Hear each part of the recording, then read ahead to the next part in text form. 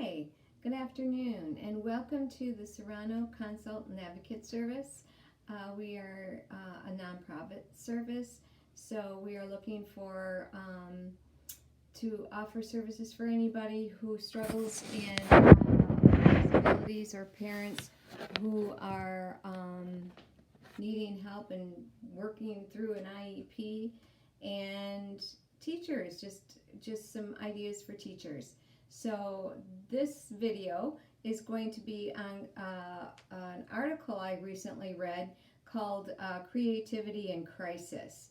With the distance learning, we have found that the teachers have and parents have struggled with creativity in just getting that hook in your child or the student to participate and to be involved with the distant learning portions of curriculum.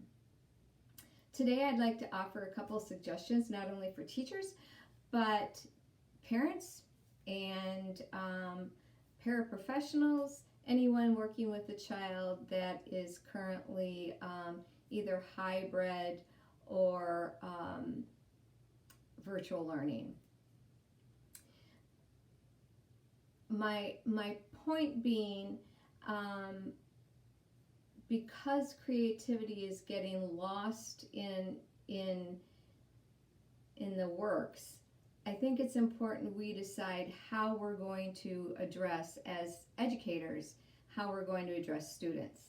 I would say the first, this is just an example I'm going to give you. There was a student recently who was involved in virtual learning, and the teacher struggled and couldn't get that student to participate. Yes, the student had a learning disability along with language barrier. He spoke Spanish, family spoke Spanish, and there was struggle in the home just to get activity from the student. So finally one day the teacher says to the little boy, well, what do you like to do? And yes, there is a translator that is available through different opportunities, and this opportunity was there was a device that was the translator, and so the translator asked him in English, and he said football. And of course we all know Spanish football is soccer according to Americans, but he really enjoyed football. So the teacher decided this would be a great opportunity to get the student involved with what's going on in the classroom. So he said, why don't you create a video? Go play, create a video, and come back and tell us how you did, what your skills were, and getting involved with the classroom setting. The student was creative and put together this video with the help of his parents, and it was just an exciting time, and he was then able to present it to the class. That's one idea of creativity. Another idea of creativity is what I've used in the past is when you can't get a student to write on a window. Use the dry erase markers. Get your student to write his name on the window or do math problems on a window. Often that encourages, actually it's twofold, parents. Number one, when you're standing up and writing, it helps with the core muscles, and number two, it gets the student engaged and is writing. Teachers could offer recorded content material for parents, and teachers can also send home activity packets for parents. I know that something the article talked about is in early learning, the child, and this happens with my grandson, he has no idea of time or space.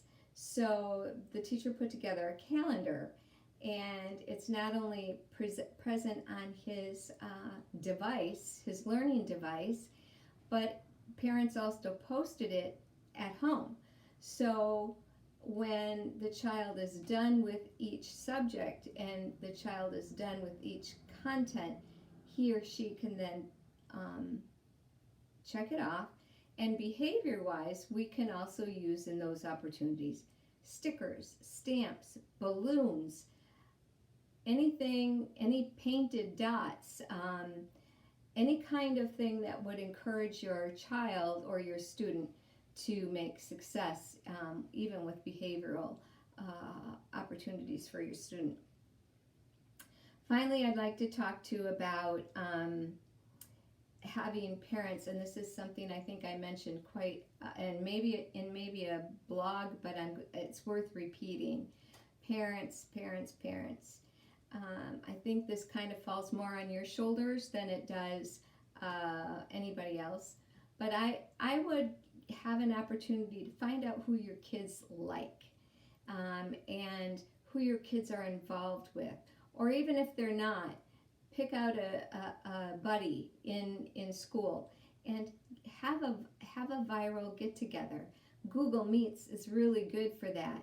So mom, you could set up a time, shoot it off to the next mom, get it time set together, and maybe meet once a week. And those kids can get together and have that social interaction. You know, they can take the device, an iPad, iPhone to their room. They can play toys. They can, for the little guys, for older kids, they can listen to music together and find out what kinds of music they like. They can draw, do some creative painting, whatever it might be. Having 2 or 3 people gathered together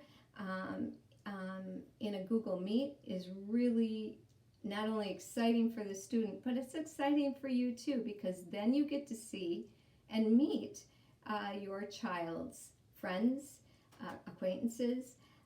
So that's just another suggestion.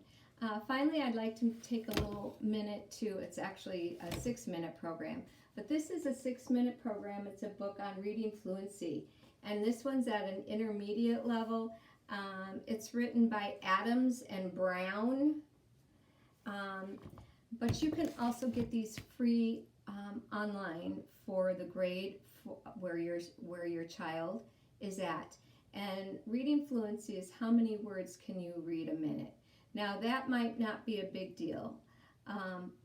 However, reading fluent helps your child understand the content of the material. So practice helps make your child understand.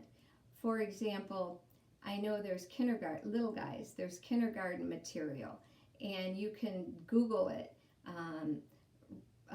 reading fluency passage, and find a little passage, and sometimes might be Goldilocks, and the student can listen and follow along with their finger if they're not reading very well.